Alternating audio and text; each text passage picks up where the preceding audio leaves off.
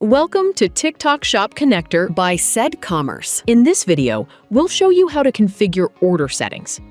From the Configuration section, open Order Settings.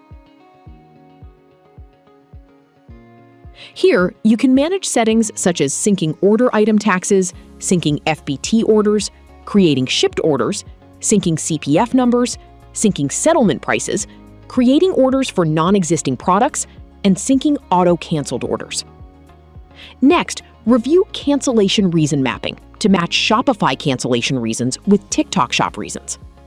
You can also review additional order-related settings, such as on-hold order management,